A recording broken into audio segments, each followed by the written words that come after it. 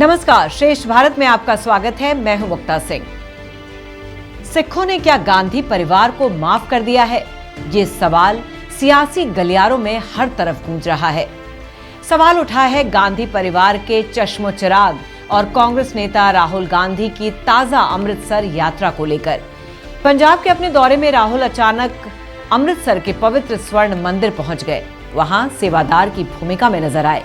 राहुल का ये नया रूप देखकर हर कोई दंग है, लेकिन अमृतसर के गोल्डन टेम्पल से आई राहुल की तस्वीरों के पीछे कई बड़ी बातें छिपी हुई हैं।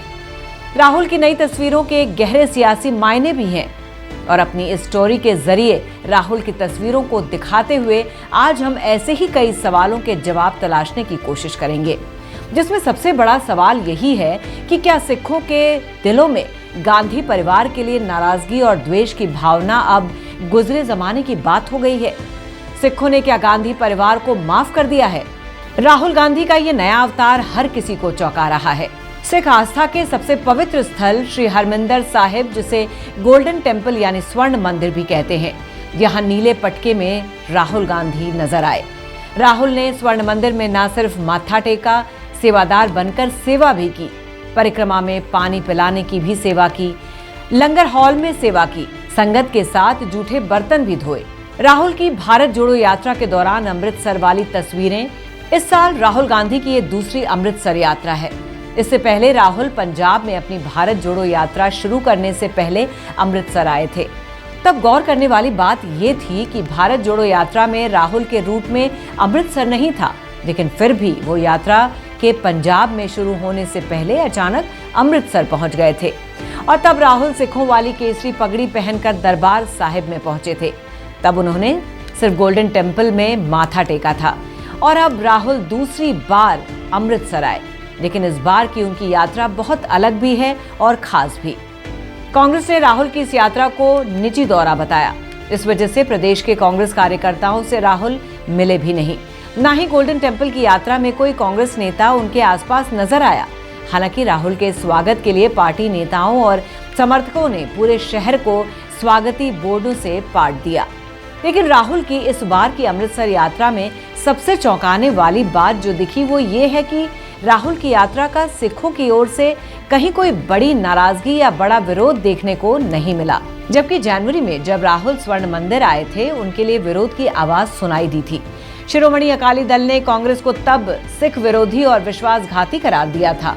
बीजेपी समेत दूसरे विपक्षी नेताओं ने भी राहुल और कांग्रेस पर तीखे हमले किए थे, लेकिन इस बार ऐसा कुछ नहीं हुआ। और इसलिए हर जगह यही चर्चा है कि क्या सिखों ने गांधी परिवार को माफ कर दिया है? सिखों को गांधी परिवार से आखिर क्या और कैसी नाराजगी रही है? क्यों सिखों की नजरों में गांधी परिवार और कांग्रेस चुपते रहे हैं? अब आपको ये बात हम विस्तार से बताते हैं। ये सारी कहानी 1984 से शुरू होती है, जब पंजाब में ऑपरेशन ब्लू स्टार हुआ था, जिसके बाद इंदिरा गांधी की हत्या हुई और देश में सिख विरोधी दंगे भी हुए थे। उन दंगों के लिए सिख कांग्रेस को जिम्मेदार ठहराते हैं और ये काला अतीत कांग्रेस और गांधी परिवार का हमेशा पीछा करता रहा है। दरअसल जून 1984 में हरमिंदर साहिब परिसर के अंदर हथियारों से लैस सिख उग्रवादी घुस गए थे, जिन्हें बाहर निकालने के लिए तत्कालीन प्रधानमंत्री इंदिरा गांधी ने सेना को मंदिर में प्रवेश करने का आदेश दिया था। सेना की ओर से की गई उस कार्रवाई को ही ऑपरेशन ब्लू स्टार के नाम से जाना जाता है। मकसद था खालिस्तानी आतंकी जरनैल सिंह भिंडरावाले को मारने का। ऑपरेशन में सेना की जीत तो हुई, लेकिन उसे एक बड़ी सियासी हार के रूप में देखा गया, क्योंकि इससे सिखों की भावना आहत हुई थी।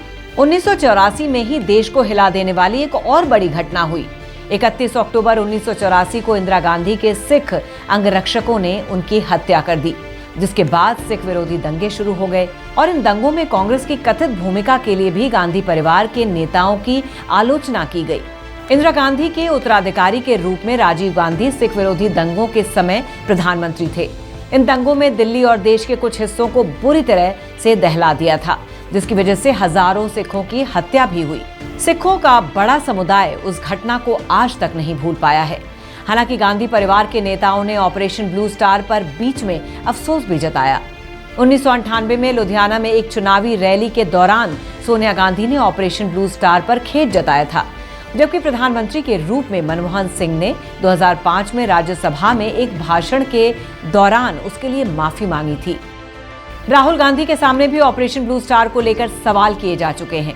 एक बार ऐसे ही एक सवाल के दौरान राहुल ने जवाब में अपनी मां सोनिया की ओर से व्यक्त किए गए खेद और मनमोहन सिंह की ओर से मांगी गई माफी का जिक्र किया था।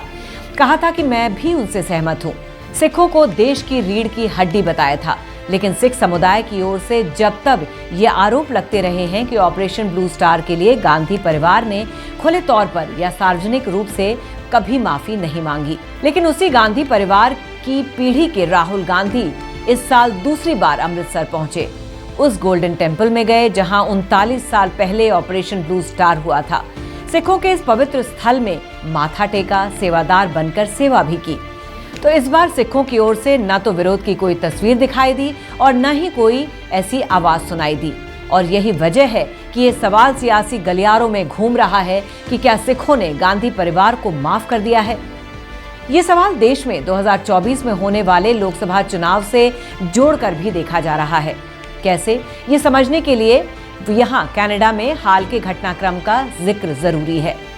कनाडा, जहां सिखों की बड़ी तादाद है और जहां खालिस्तानी आतंकी हरदीप सिंह निज्जर की हत्या के बाद कनाडा और भारत के बीच तनाव के हालात पैदा हुए। कनाडाई पीएम जस्टिन ट्रूडो ने भारत पर बिना सबूत गंभीर आरोप लगाए, जिसके बाद मोदी सरकार ने सख्त रवैया अख्तियार किया। एक फैक्ट ये भी है कि कनाडा के मौजूदा पीएम जस्टिन ट्रूडो की राजनीति में वहां के सिख बड़ी अहमियत रखते हैं। कनाडा की कुल आबादी में 2.1% सिख हैं। साफ है कि ट्रूडो खालिस्तान के बहाने अपनी राजनीति चमकाना चाहते हैं, सत्ता में लौटना चाहते हैं, लेकिन उनके इरादे कामयाब नहीं होने वाले हैं, क्योंकि कनाडा के ज्यादातर सिखों के दिल में भी भारत बसता है। तो क्या ऐसे में सिखों से भरे कनाडा से रिश्तों का असर भारत में 2024 में होने वाले लोकसभा चुनाव में भी दिख सकता है? क्या 2024 में जनादेश चौंकाने वाला दिख सकता है? जानकारों का मानना है कि कनाडा के साथ विवाद के चलते पीएम मोदी की नजर इस बात पर है कि इस घटनाक्रम को देश के भीतर किस तरह देखा जाएगा। आपको याद दिला दें कि 2019 के लोकसभा चुनाव में बीजेपी ने पाकिस्तान के बालाकोट में फरवरी 2019 में की गई भारतीय वायुसेना की कार्रवाई का जिक्र कई बार किया था। जानकारों के मुताबिक जिसका फायदा भी बीजेपी को मिला था।